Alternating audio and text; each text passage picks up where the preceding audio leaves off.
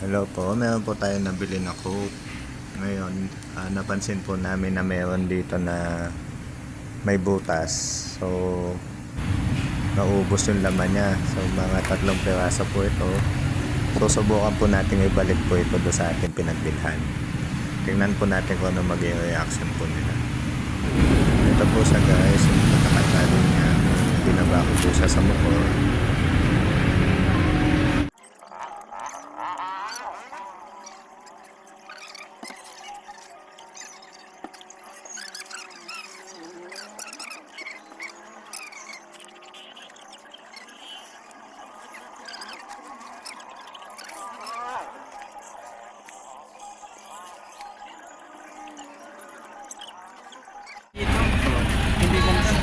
Sa atin ni basura to. Hindi, wala sa ganun. Basta yan, dito galing yan. Okay lang kung hindi nyo palitan. Basta, yan, dito galing. Wala na may ibang panggagalingan niya kundi dito.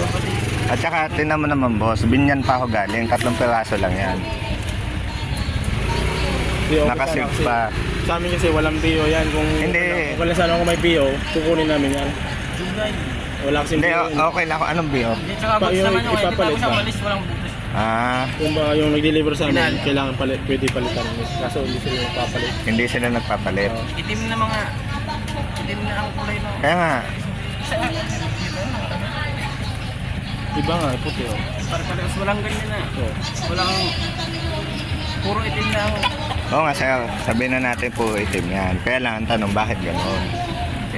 Hindi naman pwedeng palitan ko yan. Magagawa ako ng kwento nang dahilan dyan sa 3 piraso na po. Ano yan, pag- Hindi rin alam kung paano nawala. Yan lang naman ang dala ko. Oo. Doon lang kayo, napansin nyo. Pag alis nyo, napansin nyo na. Pagdating ko doon, napansin ko na nung i-display ko na siya kasi Korean grocery yun eh. Nung i-display ko na, ayan nakita ko, napansin ko. Ito yan, wala na. Tsaka pansin na rin bago itali. Oo. Napapansin ka lang yan. No, pero dapat malaman bakit nagkaganon. Kasi yan, talaga boss, hindi ako nagsisinungaling. Dito talaga galing yan.